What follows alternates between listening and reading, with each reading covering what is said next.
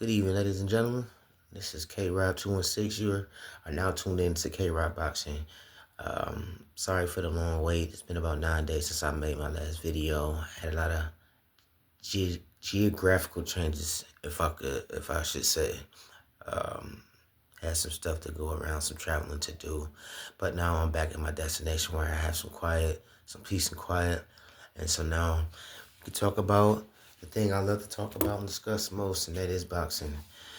Before we get to that, don't forget to like and subscribe. Please like and subscribe, comment, whatever. I'm really trying to get this boxing thing going on. I believe I have a good knowledge for boxing. I believe I can debate the best. And so I'm trying to take this to, take this even further. We had a crazy 9 days. I'm probably going to break it up into like 2 videos. What I do want to talk about, though, fights that happened over the weekend. And, Emanuel Navarrete, he stops Oscar Valdez. He beats him twice. Beats him this time, though, by stoppage. Last time was by decision. Stopped him in the 6th round. I feel like Emanuel Navarrete, he's not the elite. He's not. He's just real big and he's just real long. He had a 6-inch reach advantage over Oscar Valdez. So he always is going to cause Oscar Valdez problems. He's going to always be the better man. He's going to be the bigger man, too. He was 130, but he rehydrated all the way up to 146 pounds. So, and Oscar, to me, he's a small super featherweight. So, but not taking away from his victory. He did what he had to do. He reminds me a lot of he's a 130-pound version of Antonio Margarito to me. Hard charging pressure, throws a whole bunch of wild swinging punches, but they're powerful though. And he showed his power against Oscar Valdez when he made that man quit. He got a KO, not a TKO, so that's more impressive. That man can't get up after standing up for 10 seconds. After a 10 count. But yeah, man, he just threw a lot of winged punches. It was just rushing Valdez, catching with a lot of punches that Oscar Valdez should have known not to be caught with. So yeah, and I think I think Navarrete learned his true strength when he moved up in his previous fight when he lost a debatable decision against Berenchink for the lightweight title. He went back down. He handled his business. He did what he had to do, and they're gonna look for the next opponent to fight. I honestly would like to see him go up at 35, and I know this sounds crazy, but, I know that Keyshawn Davis has his next title fight, and I think they're in negotiations now to fight Denise Berenchink. I expect Keyshawn Davis to win this fight. I hope he wins this fight, and that would just set up an all-top ranked showdown. Keyshawn Davis and Emanuel Navarrete. I would love that fight. I think that's the go-to fight. I think that fight will be made in the future. I know Keyshawn Davis talks about that he wants to fight Gervonta Davis and things of that matter.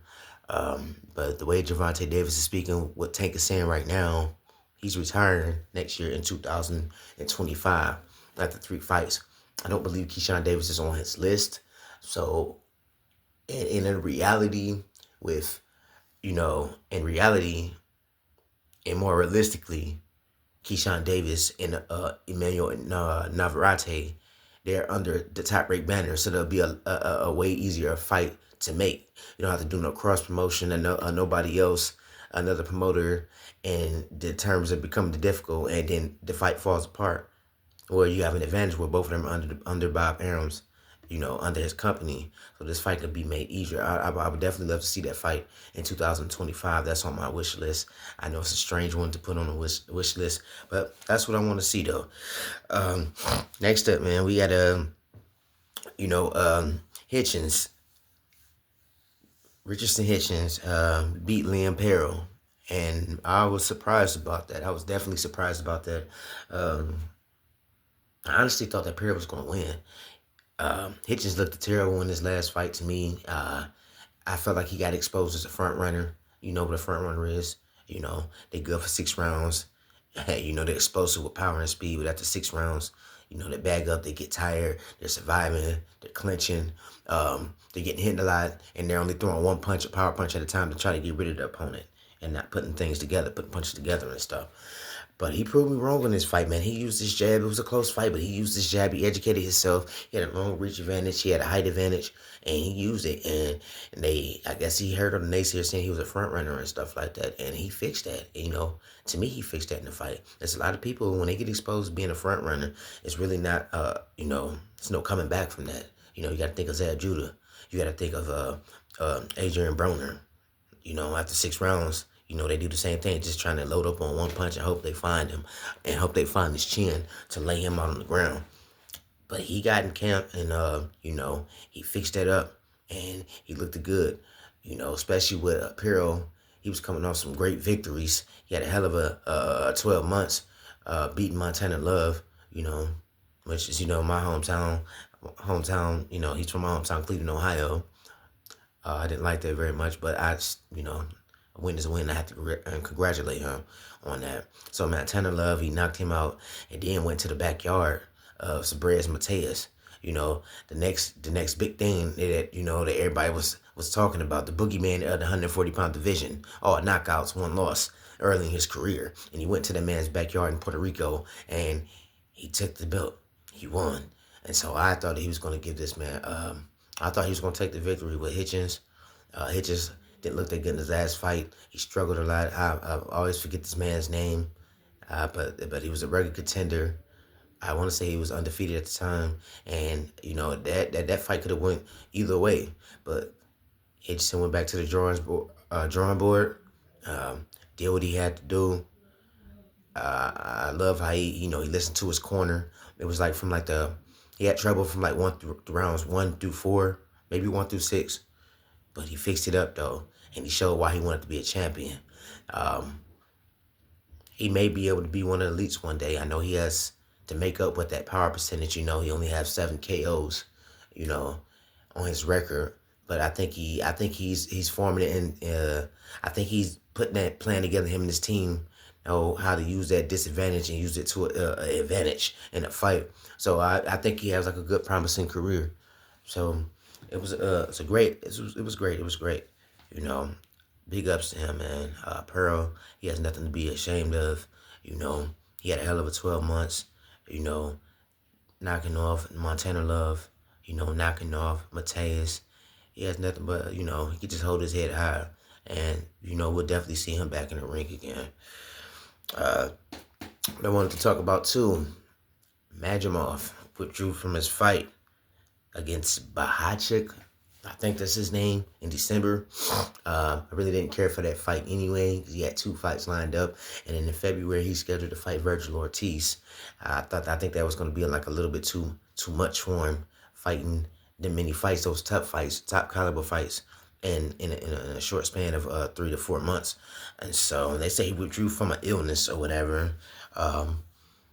Yeah, man, I wish him the best. I wish him a speedy recovery so we get into it and see him in the fight, the real fight that I want to see him in. And that's with the undefeated, top 154-pound rated contender, Virgil Ortiz from Texas. Virgil Ortiz got tested, knocked down twice in this last fight. Definitely want to see this. Madrimov looked it very good. So good that people was going around saying that it was a robbery when he fought Terrence Crawford, which was not a robbery. He clearly lost, but he gave Terrence Crawford the toughest fight of his career. So I'm definitely want to see this fight. My money's on Madrimov. His herky-jerky style, that old European style, the awkwardness, it's going to trouble Virgil Ortiz. Virgil Ortiz, he's aggressive and he likes to come in. He got some good, boxing knowledge, and he got a nice boxing IQ. But I think Matrimov's got the higher IQ, and I think that's what's going to take him to the victory in February if all goes according to plan and nobody gets hurt or injured or have to withdraw from a fight. And so I'm excited about that February 22nd card that Turki Alishi is putting together. With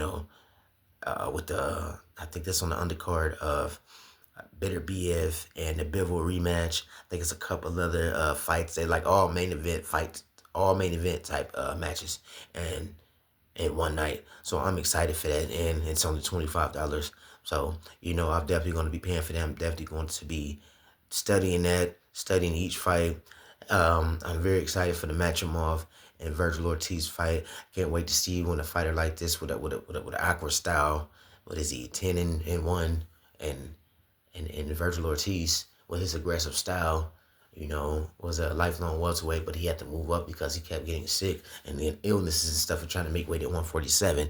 Like I said, very aggressive. And, he went to a decision for the first time last year. So let's see if he can go back to the drawing board and he can make some adjustments and look better in this fight against Madrimov. But I still call it that Madrimov is going to take this, though. So I just can't wait. Coming up in my next segment, I'll probably drop that tomorrow.